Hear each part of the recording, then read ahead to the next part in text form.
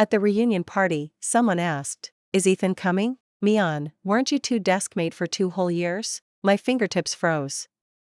I don't know. We're not close. Sure, our Mian's the good girl type. Ethan brawled, drag raced, cut classes, no way those two could ever be close. No one knew the boy who fought and cut classes had once knelt and begged me not to break up. Back then I changed my college application behind his back. Afterward, I never saw him again. Later, I was pinned in a deserted corner. The man's burning body pressed down, a teasing voice at my ear. Not close? Not close off the bed? Before we continue, please subscribe to this channel and tell us in the comments where you're listening from. 1. At the classmate reunion, someone suddenly asked, "Mian, is Yenji coming?" My fingertips froze. I whispered, "I don't know."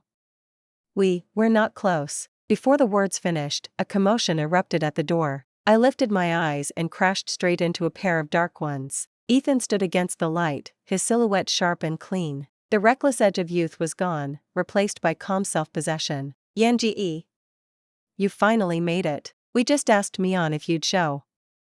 She says you're not close." Then again, our Mian's the good girl, and you, fights, drag racing, skipping class, how could you two be close? Ethan's lips curved. Ignoring the chatter, he walked in. He took the empty seat beside me, draped an arm over the back of my chair. Eyes on my face, voice lazy and low. "That's so, classmate?" An invisible pressure spread through the air. My heart thudded. I didn't dare speak. He gave a soft laugh. The party was soon in full swing. Ethan quickly became the center of every topic. A careless smile stayed on his lips. I tried to leave several times, but he wouldn't yield an inch. While he talked to others, his long legs seemed to accidentally brush my calves again and again. I went rigid, clamped my legs together, spine ramrod straight. Coincidence, surely. The seats were tight, contact was inevitable. I sneaked a glance. He was lighting a cigarette, profile hard beneath drifting smoke, expression unreadable. As if that brushing had been my imagination. I reached for my water to steady myself. The moment my fingers touched the glass, a larger, well-defined hand lifted it first. I stared, stunned. Without the slightest hesitation, Ethan drank from the exact spot my lips had left, throat rolling as he swallowed. Setting the cup down, he let his gaze drift to the faint lipstick print, then to my eyes. "Sorry, wrong cup." No trace of apology colored his tone. Heat exploded across my cheeks. Just then a classmate grinned at Ethan. "Yenji, good news on the horizon, right? The Sterling Dance merger marriage has been rumored for ages, a real power alliance." The table erupted. Maybe I hadn't slept well the night before, my chest stabbed with pain at every breath. A while later I finally escaped to the restroom. When I stepped out, I walked straight into a solid chest. The faint scent of tobacco and cool cologne wrapped around me. "Sorry." I looked up into Ethan's dark eyes. Instinctively I backed away. He seized my wrist. "Not close?" He stepped closer, caging me against the wall. His burning body leaned in, teasing voice low and hot at my ear. "Not close? Not close off the bed?" My mind buzzed as if something had detonated. My face flamed scarlet. 2. Alex, Ethan, and I became deskmate. He was the school's legendary troublemaker. I was a frail, tongue-tied nobody. For an entire month we sat side by side in silence. Our first real interaction happened during gym. I was medically exempt. He only showed when he felt like it. Whatever he did at night, he slept all day. The classroom was empty, just us. Sunlight scattered across his angled profile, long lashes lay still, all that wildness tucked away. Feeling like a thief, I took out my sketchbook and began tracing the lines of his face, so absorbed I didn't notice his eyes open. "Classmate," he rasped, voice husky with sleep, "keep staring and I'll have to charge admission." My pencil clattered away, my face ignited. Sorry. I even forgot to protest the nickname. He retrieved the pencil, fingers brushing my hand with a tingling shock. Chin propped on one hand, he studied my fluster. A lazy smile curved his mouth. "Classmate, you sneak peeks at me a lot, don't you? So all those secret sketches hadn't been secret?" His gaze dropped to the sketchbook, eyes flickering. "Not bad. Want to keep drawing?" Tears of embarrassment shimmered. I couldn't answer. He frowned, half annoyed, half helpless. "Don't cry. Makes me look like the bully here." "You're the one peeping, shouldn't I be the victim?" I shook my head frantically. "No more spying." "Really don't want to?" He tapped his temple. "Tell you what, you do my homework, I'll model for free." Deal? From then on, every gym period I drew him openly. Sometimes after school, when no one was around, I sketched him too. In public we never exchanged a word. Autumn deepened. The desk mate by the window cracked it open. A cold draft made me sneeze. Ethan lifted his head, eyes sharp. Who opened that? Close it. Soft words, yet the culprit obeyed instantly. The room fell silent. He laid his head down again as if nothing had happened. Only I noticed the hem of his jacket edging toward me. Warmth crept through my chest. I was shy, friendless, my world nothing but home and school. I can't remember which weekend it started. Ethan began idling downstairs on his growling bike, eyes bright beneath rebellious brows. Classmate, let's go somewhere. He took me to abandoned riverside tracks for sunsets, to bustling food street stalls for snacks. When chili brought tears to my eyes, he handed me an iced drink, laughing softly. Taylor, rumors flew that the art section campus had written him a love letter. Plenty of girls had slipped him notes before, but now, hearing it again, would he say yes? My pen paused, a blot of ink blooming across the paper. If he becomes someone else's boyfriend, he won't pose for me anymore, will he? Afternoon PE class, and the classroom was still just the two of us. He was asleep as usual. Sunlight carved a small shadow along the straight bridge of his nose. I looked away and pulled out my sketchbook. This time, I didn't want to draw him. A soft rustle sounded beside me. He was awake. Who's this? His voice was low. Anger reigned in. I lifted my head, feigning calm. A senior. The air froze. He leaned in, palms braced on either side of my desk, so close I could see the emotion surging in his eyes. Mian, one of me isn't enough. You need to draw someone else? What do you take me for? I lowered my lashes and asked quietly, aren't we desk mates? He clenched his jaw, hot breath washing over my face. Huh, desk mates? When you stole kisses from me, was I just your desk mate then? My head exploded. I stared at him blankly. There had been moments I couldn't help myself, secret little kisses. When I took you out, held your hand, carried you on my back, was I only your desk mate then? He trapped me, eyes blazing with fury and something fierce. I asked, then, what should we be? What do you think we should be? My brain short-circuited, jealous. I pressed my lips to his. His Adam's apple bobbed wildly. Before I could pull back, his big hand cupped my head and deepened the kiss. My lips were rubbed sore, every breath stolen. I weathered his tempest. Quinn, he finally let me go, panting, foreheads touching, noses brushing, breaths burning together. You tell me, girlfriend. After school that day, he pulled me behind the building to the small grove. Sunset flickered through the leaves, dappling his taut profile. He pinned me against a thick trunk, body flush to mine. He kissed me until my knees buckled and I clung to him. When I was nearly starved for air, he released me, thumb dragging across my swollen lip, eyes dark. Still going to draw someone else? I shook my head, eyes wet, voice cracking, no. I won't. Only then did he give a satisfied peck to my tender mouth. Good. Draw only me. Once we were together, he grew bolder. On empty stair landings, in classrooms after the last bell, he'd corner me without warning, trapping me and kissing me senseless. Only when I was breathless, eyes rimmed red, lips puffy and glistening, would I push at him softly. Don't, someone might see. He'd rest his forehead on mine, breathing hard, scared? No one dares gossip. Me on classmate, you won't let me go public, so every time feels like we're sneaking around. Still, whenever footsteps echoed, he'd let go instantly and pretend nothing happened, only his flushed ears betrayed him. In front of others, we were desk mates who never spoke. In private, we were inseparable lovers. One dusk after school, he held my hand. My childhood are coming over this weekend, let's all hang out, okay? Ethan had transferred sophomore year. I stopped and gently swung his hand. He looked back at me. I tilted my face, eyes shimmering wet and innocent, Mian pleading, Ethan, can I not go? I'm scared. He stroked my slightly swollen lower lip with his thumb, voice husky, don't be afraid, I'm here, but I don't want to. I buried my face in his chest, muffled and clingy. I just want us, only the two of us. His body stiffened, breath turning rough. He hugged me tight. All right, whatever you want. Later, as I wished, no one ever knew we'd been together, until our breakup. From the very start, I'd known we would split. He was dazzling, the center of every crowd. I was ordinary, grades only slightly above average. I never even understood why he liked me. The summer after Sam, I invited Ethan over to watch a movie. Mom was on a month-long business trip, only me at home. I'd never had a dad, I didn't even know who he was. Ethan arrived quickly. Seeing what I was wearing, his gaze unmistakably darkened. Before he came, I'd taken a bath, the mirror showed a girl's skin flushed pink. I'd slipped into a pale camisole nightgown, hem skimming mid-thigh, silky fabric clinging to every curve, fair skin flashing through. Over it, a gauzy wrap that only made things more obvious. "See, come in," I stepped aside, trying to sound calm. He entered, bringing a gust of hot air. The room turned stifling. I went to pour water, feeling his scorching stare glued to me the whole time. "What movie?" He sat on the sofa, posture seemingly relaxed but spine perfectly straight. "Let me look." I'd already chosen, something with an artsy cover but explicit content. I accidentally clicked the wrong playlist. The screen filled with steamy footage, breathy moans rang through the quiet living room. "Oh.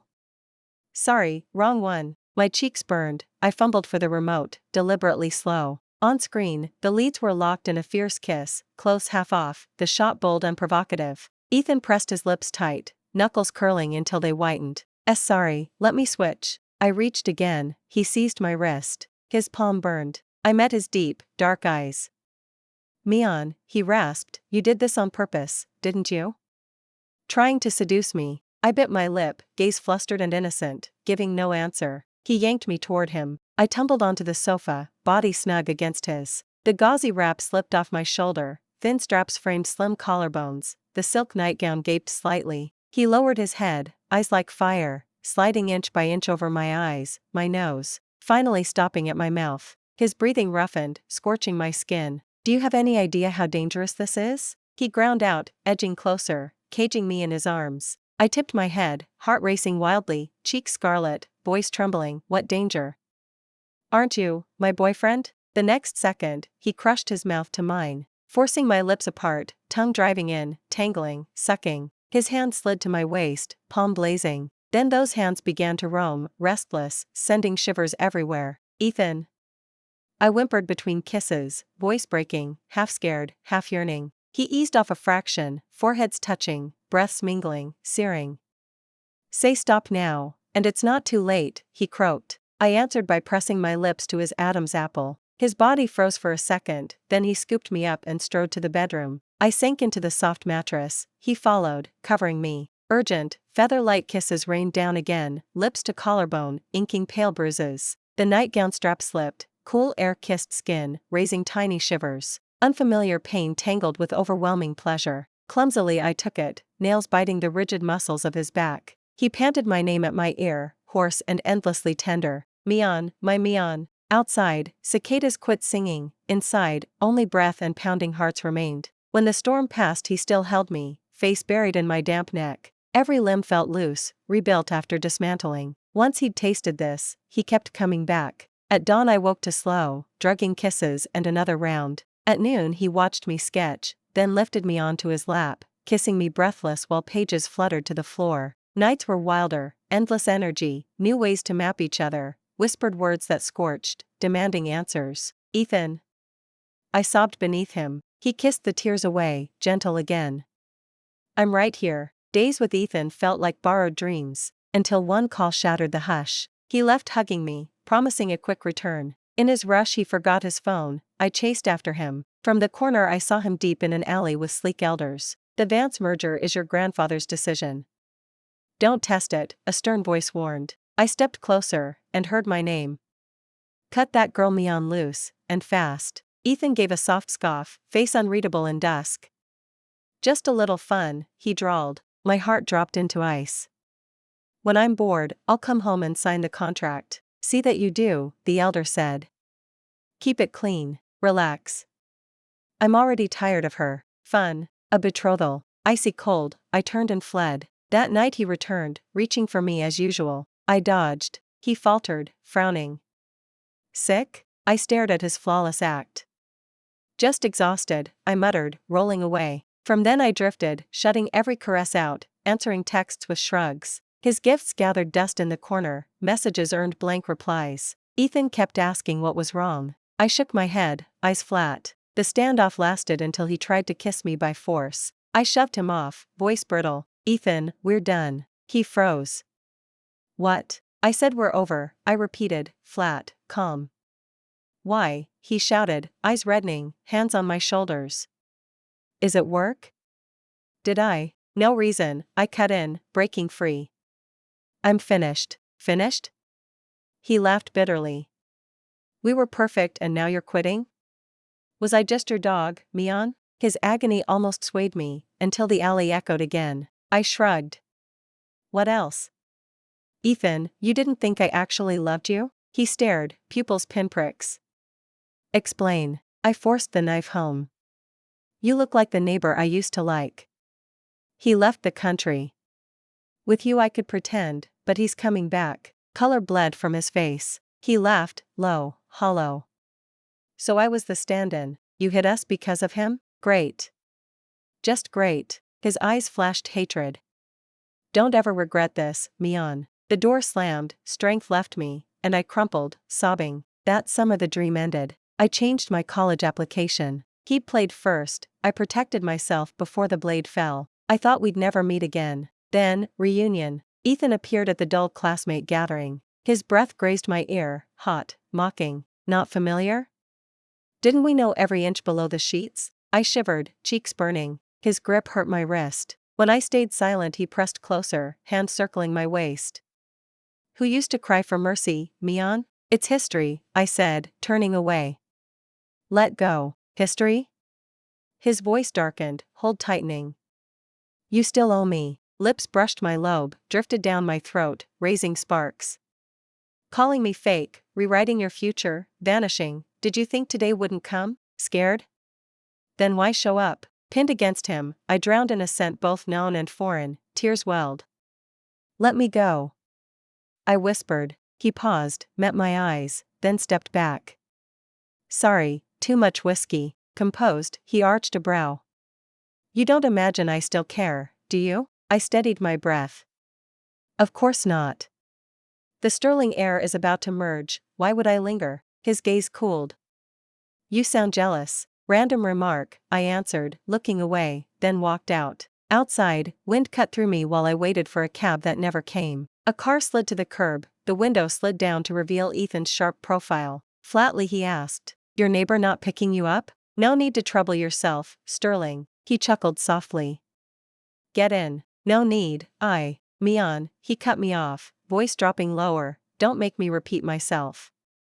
Rain threaded into my collar, so cold I shivered. In the end, I yanked the door open and climbed in. The heater blasted warm air. He started the engine and asked casually, where to? I gave the address. Seems your so-called neighbor brother isn't much help after all. The car stopped at a red light. He suddenly leaned over. I flinched back, but he only reached past my seat to pick something up. My employee badge must have slipped from my bag. What a coincidence. Sterling Group just took over that company. My body locked. I stared at him in disbelief. He returned the badge with deliberate slowness. Mian, do you call this fate? What do you mean? My voice shook. Simple, he said, pulling away as the light turned, a smile hooking his mouth. As of next Taylor, I'm your new 8. Taylor. I stepped into the firm with my stomach in knots. Colleagues whispered about Sterling's takeover. The whole morning stayed calm, and I let out a tiny breath. But the instant afternoon began, my supervisor approached, face grave. Mian, take these documents up to the CEO's office, top floor, Emory. My heart sank. Under curious stares, I forced myself to the elevator. I knocked. A deep voice answered, come in. I pushed the door. Ethan sat behind a massive desk, black suit razor cut, profile sharp. Jamie, the files you requested. I laid them on his corner. Only then did he look up, gaze settling on me.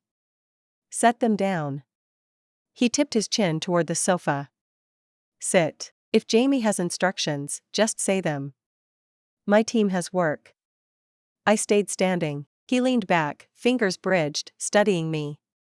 This is how you greet your new. I wouldn't dare.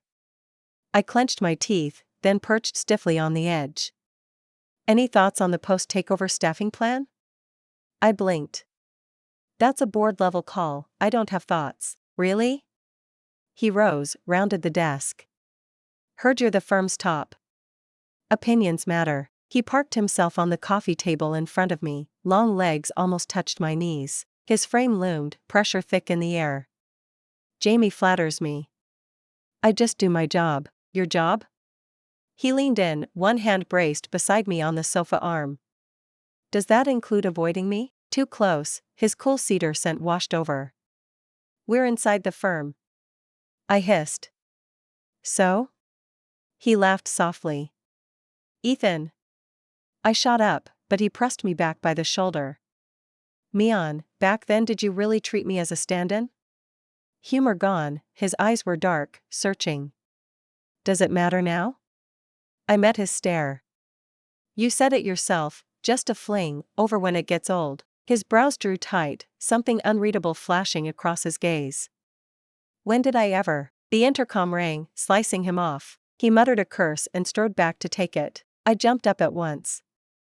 If that's all, Jamie, I'll head back. Receiver in hand, he watched me with unreadable weight. I fled like I'd been granted amnesty, his burning gaze branding my back all the way out. The next few days, Ethan didn't summon me personally, but life got harder. Workload swelled, every other task routed through the CEO's office. I trekked to the top floor constantly, unable to dodge him. Sometimes in the corridor he'd pause, ask progress in a flat business tone. Sometimes in meetings he singled me out in front of the brass, questions razor sharp, forcing me to focus. That night I slogged through another late-night shift for an urgent launch. The office stood deserted. Finished, I rubbed my tired eyes. Downstairs, the familiar black sedan waited at the curb. Window lowered, Ethan behind the wheel, expression unreadable. I'm heading that way. Get in, he said curtly. 9. Before I could refuse, a voice sounded behind me. Mian, hop in, brought you soup. It was Morgan, my cousin. Warmth surged in my chest, but the temperature beside me plunged. Ethan's face iced over. Boyfriend? He didn't wait for my answer. With a short laugh dripping contempt, he muttered, nice work, Mian. The engine snarled, the car shot away and vanished into the night. I stood frozen, staring after him. Mian? Morgan leaned from his window. Who was? I slipped into his passenger seat. No one.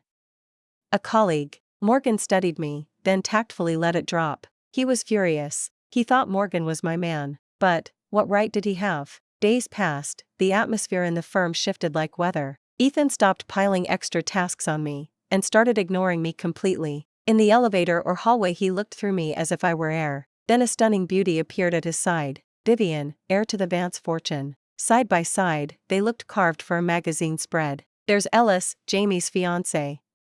Perfect match, huh? So the merger-marriage rumor is true. I stared at my screen, forcing focus on the numbers. Better this way. Bridge to bridge, Avery. Until the quarterly presentation day. The venue brimmed with guests. Arms full of folders, I was jostled. I couldn't dodge. Oops. A delicate cry. I looked up, stomach dropping. Vivian. Champagne gushed down her expensive gown. Sorry, Ellis, I didn't. I apologized, offering tissues. She shoved my hand away, frowning. Watch where you're walking. Are you blind? Heads turned, heat scorched my cheeks. I'm really sorry, what's going on? A low, familiar voice behind me. Ethan approached, gaze sweeping the scene. Vivian looped her arm through his, pouting. Ethan, she ruined my dress. Ethan's gaze landed on me, ice cold. Assistant Mian, he said, voice flat. Are you still a rookie? That was clumsy. I bit my lower lip hard, nails digging into my palms. He had seen everything, yet he wouldn't utter a single fair word. I'm sorry, Jamie, Ellis, I murmured, eyes down. I'll pay for the cleaning. Not necessary. Just be more careful next time. Ethan's tone was indifferent as he turned away with Vivian. Humiliation and grievance threatened to drown me. I fled to the restroom and splashed cold water on my face. Then I took out my phone and started scrolling through job listings. The moment I stepped out of the stall, someone seized my wrist from behind. I yelped as I was yanked into the adjacent lounge. Bang, the door shut and locked. In the cramped space he pinned me against the paneling. Ethan, you're quitting? He gripped my chin, forcing my head up. In the dark his eyes burned with terrifying anger. Can't take one criticism, huh? I struggled. Let go. This has nothing to do with you. Nothing? He laughed, his scorching breath brushing my ear. Mian, you used me as a stand-in, toyed with my feelings, then vanished. Now it's nothing? Who toyed with whom? Months of suppressed emotion erupted. I glared through tears. Back in that alley, who said it was just a fling? Who said he was bored? Who said he had to go honor the engagement? Ethan froze, shock flashing in his eyes. What, Allie? Stop pretending. Tears spilled. Sam, I heard you talking to your family. You said it was only fun, that once you'd had enough you'd go through with the merger marriage. His pupils contracted, brows knitting tight. You heard? So that's why you suddenly broke up? The neighbor's big brother story was a lie, wasn't it?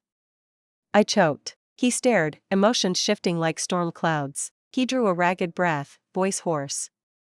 Mian, you only heard half. Just then Vivian's call came from outside. Ethan? Where are you? The hands holding me slackened. It's not what you think, he whispered urgently. I'll find you later. He slipped out. Footsteps faded. What did he mean? 10. The next few days I was jittery. Ethan didn't seek me out. Vivian still hovered beside him. I kept telling myself it no longer concerned me. Yet a tiny corner of my heart refused to give up hope. Friday night, as I left work, my phone buzzed. Come downstairs. My heart lurched. I grabbed my bag and rode the elevator down. What does Jamie need? He started the car, eyes ahead. Taking you somewhere. Just like before, I let him drive me away. The car stopped at Riverside. Night breeze, laced with river mist, brushed our faces. Side by side at the railing, we stood in stretching silence. You only heard half, Ethan finally said.